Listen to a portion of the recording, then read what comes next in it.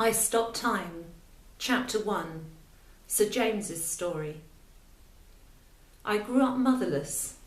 That's not to say my mother was dead. Conspicuous by her absence was the phrase I heard my father use as I listened at keyholes in hope of answers. Theirs was a lengthy marriage.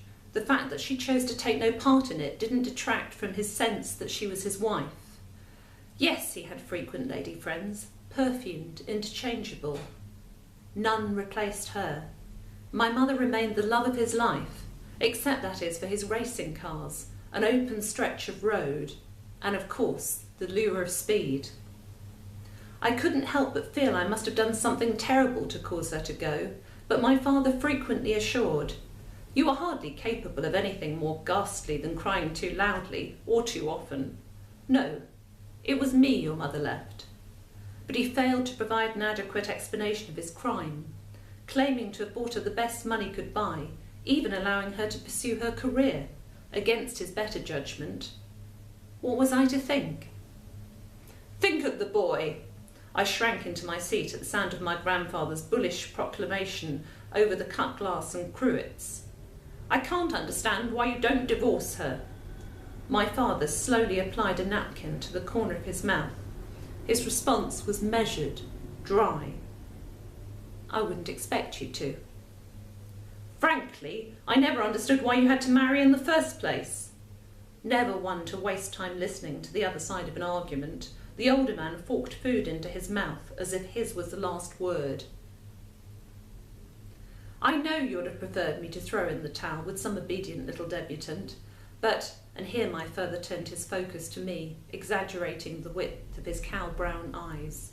Your mother was exciting, and very beautiful. My grandfather inhaled his claret, spluttering. Excitement? That's not what one looks for in a wife. Till death do us part was the promise I made, and I haven't managed to kill myself yet.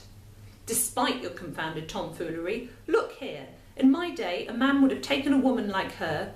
My father coughed a loud protest. Not in front of... Do you dare censor me? One can only hope. My grandfather's eyes singled me out, flashing terror into my soul. Young James here will learn from your mistakes. Son, I found my hair being ruffled, my father's voice assuring, don't listen to anyone who tells you it's a mistake to marry for love. Oh, come on! What utter rot! The table shook as my grandfather's glass crash-landed, the stem snapping under the weight of his forearm, adamant that it was my father and not he who was responsible for the wreckage Mrs. Strachan found fussed over. Is it possible to miss someone of one has no memories? No, I missed the idea of her. Like the Rome I learned of in ancient history lessons, a mother was an idea in the mind of men, sometimes differing substantially from the reality. From the age of 8, I boarded. Once I overcame the anxiety of separation. This masked the situation. Increasingly, as I grew older, it was an annoyance that school was interrupted by the holidays rather than the other way around. It was then that a mother's absence became apparent. My father, who in many ways remained a boy himself, cut a dashing figure as he picked me up at the end of term in whatever incarnation of a prototype he'd been working on. All leather-coated, moustache and goggles revved up for the next event on the calendar. Never a moment to lose, we rushed back from the London or to Gloucester trial to Brooklands for the Round the Mountain race meeting. While he denied himself pause for thought, I pondered that perhaps a woman as exciting as my mother might have rather enjoyed our escapades. I met her once, when I was about 10. Only the once. My father and I were visiting Brighton for the annual speed trials that took place along a mile of Arrow Straight Road, when he caught sight of an advertisement for a photography exhibition. Well now, the name on the awnings wasn't one I recognised. Grabbing hold of my upper arm, he raised his other hand to halt the traffic. This looks like fun, James. What do you say? But you said we were going to have... The harshness of his glare retracted the promise of ice cream. I was not expected to say anything, that much was apparent. We shuffled as part of a compacted crowd from one black and white memory to another. And there she was, another exhibit to be admired from a carefully roped-off distance. Weightless coral chiffon, skin like cream, bobbed hair, the colour of autumn. White Kingdom! She was animated, but the affectations women made for my father's benefit bored me. They taught their various ways into my father's drawing room to see for themselves the lie of the land, the habitat of this almost available and most amusing of men, only to find the errant son lingering in the doorway, seen but not heard, forever eavesdropping. You should have warned me. Why Kingdom? I was exaggerating her voice inside my head. You should have. Pushed in front, my father's hands clamped tightly on my shoulders. I shrank as every vertebrae in my back was compressed. Son, he cleared his throat, 3 noisy and serious syllables. This is your mother. There had been no warning. I had prayed for this moment, but now it had arrived, my jaw dropped, my throat constricted. She exhaled my name. James, as though it were part of her she couldn't bear to be parted with. I swallowed hard, looking from this woman, a tableau not unlike one of her own photographs, to my father's face, uncertain how he expected me to react. I don't recognise her. No. His grip relaxed, knuckles cracking in my ears. Not your fault. No reason you should. The shudder of the woman's breath was audible. Her pale blue eyes pooled. I watched her lips tremble before she covered them with a slender-fingered hand. Everything else was utterly still, the moment suspended. Move along!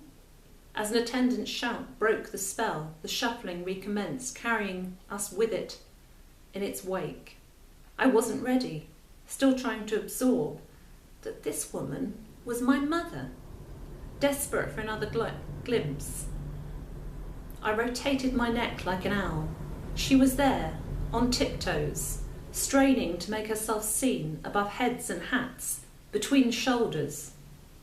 James, I heard her call, above the steady murmur, slightly louder now. James! Not the voice of someone who had abandoned me, but increasingly desperate. Holding onto a brass post for support, I leant out across the thick, twisted rope. Mother! Mother! Seeing me, her expression of panic softened. She smiled, pressed 2 fingers to her lips, and then turned the fingers towards me, rippling. I blinked hard, capturing the gesture, her fingers, lips, the wave. 2 shrill blasts of a whistle cut through the echoing space. Back, please. Stand well back. But it was my father's hands that grabbed my collar. Reluctantly releasing my grip on the brass post, I was airlifted back among the crowd, watching my dank fingerprints evaporate. I'm sorry, sir. Shamefaced, I bowed my head, anticipating punishment. I only wanted... Son! I thought I'd lost you. My head swaveled back in the direction we had come from. Can we... Perhaps next time. His hands were already steering me into the flow. But there was to be a next time. She hasn't been taking proper care of herself. Very drawn, don't you think? The room was overbearing. The high ceiling gave the sensation that the walls were closing in. The general murmur became an elevated din. I don't know. Shuffling people, jostling for position, crushed in from all angles. What's that you say? Speak up. My toes treading on the heels of the shoes in front, my nose pressed flat against the coarse tweed of a jacket, the terrible weight of my father's hands, and to see what? Pictures of boring, old things. There is no place for nostalgia in a boy's vocabulary. Can we go now, sir? Yes, let's. It's stifling in here. Coming through. My father began to hack his way through the jungle of legs, setting free a blizzard of excuses, issuing instructions that were impossible for me to follow. Push, Stretched and stumbling, I was manhandled into a marble clearing. We navigated the echoing corridors, guided to the exit by a misshapen rectangle of daylight, cut with a bulge-shaped shadow. Framed in the doorway stood a grey-haired soldier with a patch of loose red skin around his eyes, like a turkey's wattle, whose left trouser leg was tucked under at the point where his knee should have been. An image far more striking than any I'd seen that day, repulsive and fascinating. I was unable to tear my eyes away. My father executed a neat little jig, but the man stepped forwards. Kingdom! He planted his crudely fashioned crutch firmly. I'm glad you felt you could come. Well, look who it isn't. Puffy-faced, puppy-leg-like enthusiasm, whatever followed, would be a lie. This tone was the one my father reserved for people he'd been trying to ignore. Didn't see you there. We're just popping out for some air. The boy's feeling faint. I'm doing the same myself. Not my thing, crowds. We only expected half this number still. The man inhaled on a cigarette. Shouldn't grumble. We stand a fair chance of turning a profit. Well, my father nodded, taking a sideways step. The soldier seemed unprepared to let him escape so lightly. Down for the speed trials? That's right. Fine venue, Brighton. And don't tell me. This must be young James. The soldier smiled down at my drop-jawed recoil, but I was surprised to find a hint of nervousness reflected in his rheumy eyes. Yes, this is my son. My father held me back protectively. You must be very proud of him. Whatever the man had seen to make my father proud wasn't clear to me. I was distinctly average in everything from hair colour to ability on the cricket pitch. Did Lottie? He nodded rapidly, looking away and scratching one side of his face. Briefly. Whatever this single word conveyed, it drew the man's gaze back to my father. They locked eyes, what passed between my father and the crippled man remaining concealed. Shielding my own, I was looking out at the arched porch. The onion-topped domes of the Royal Pavilion glowed brilliant white against the violent blue of the sky. Gull silhouettes circled and looped. Like to swim, young man? I twisted back, surprised that the soldier was addressing me directly. He stood erect, a hint of the military man he had once been. Yes, sir. You should ask your father to take you to Saltdean. The new Lido's jolly good. Of course, I can only go round in circles. He noticed me staring at his limp trouser leg and saluted me. Not the response I expected. Don't look so worried. I didn't let them get my favourite one. He seemed keen for me to laugh, but he seemed impolite somehow, and so I stood stupidly, my mouth twitching. Anyway, we really must be getting along. Stepping into the soldier's shadow, father squeezed his arm. Glad to see you looking so well. Come along, James. Who was that? I ran to catch up with my father, who was striding off down the sun-bleached pavement. Our shadows stretched long and thin, all the way to the street corner. Just an old Tommy your mother's taken under her wing. He looked left and right distractedly at the junction, seeming to have forgotten what was next on the agenda. Good sort, your mother. I remembered her eyes, her hair, her gasp, and wondered what it would take before she decided to take me under her delicate chiffon wing. Not the loss of half a leg, I hoped.